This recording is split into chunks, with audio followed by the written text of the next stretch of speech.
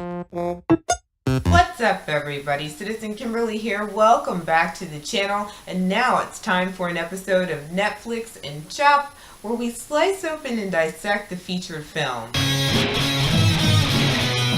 Today's feature we're going to be discussing is a 2016 independent film, a comedy/thriller named Team Unrated, written by Peter Warren and directed by Oliver Irving. So the film starts off and we have sort of a Blair Witch introduction, and then it cuts to the main character, John Heder, and you may know him as Napoleon Dynamite, who is going throughout his day. It's very rinse and repeat.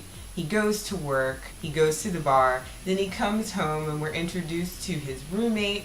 You may know him from the Addams Family. His roommate is suffering through sort of a depression because he believes that his fiance, who didn't show up to their wedding, has been abducted by aliens. And so we kind of see these two interact and how grossly boring their life is. They're eating pizza, they're eating donuts, rinse and repeat, the cycle goes on. Sort of like the Talking Head song, As the Days Go By, same as it ever was. Rinse and repeat. We watched them for quite a minute while John Heder kind of goes throughout his day and he's wasting his life away doing the same repetitive motions of life that he's been used to.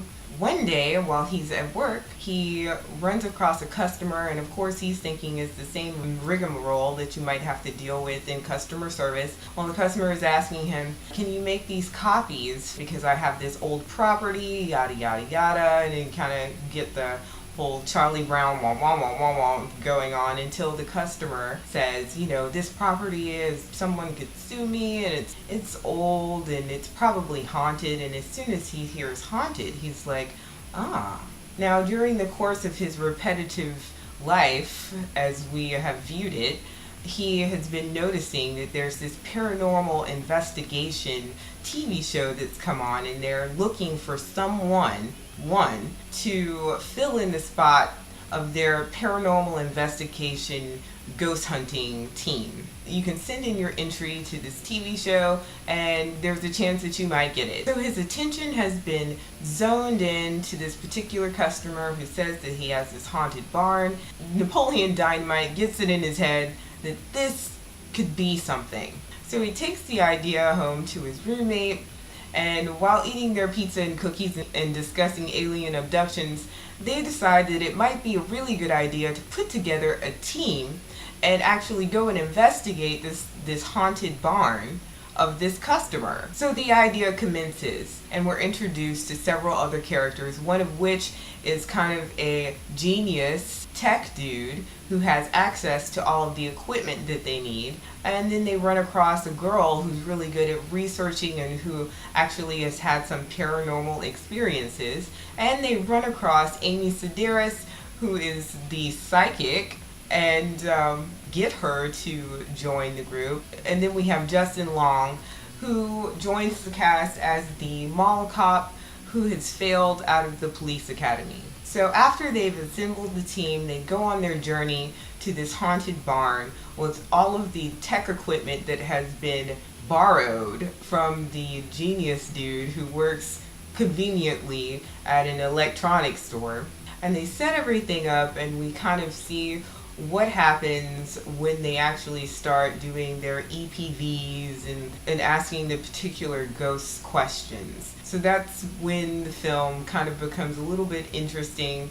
And I'm going to stop there with the plot analysis because of course we never give any endings, and I'm going to go into my thoughts on the film. I believe that comedy is one of the hardest things to translate onto film. Therefore, when it's done in a particular way that's not in your face and kind of like, you know, an Ace Ventura or a Bridesmaid kind of scenario where it's blatantly like this is supposed to be funny, it's still really hard to do it that way, but I think it's extremely hard to do it in a realistic way where you're not overly saturated with a film trying to be funny. And I think that's what happened with this film. I feel like the writer did a really good job of illustrating how monotony works within real life. Everyone knows how it feels to get up and do the same things every day, eat the same food, visit the same places, see the same people, look at the same TV show over and over again. I think that translated very well in this movie. I also feel like the way that the film was written translated very nicely into very subtle comedic influences. Kind of like if you were sitting with your best friend and they did something funny. You wouldn't be crying your eyes out. You'd chuckle a little bit.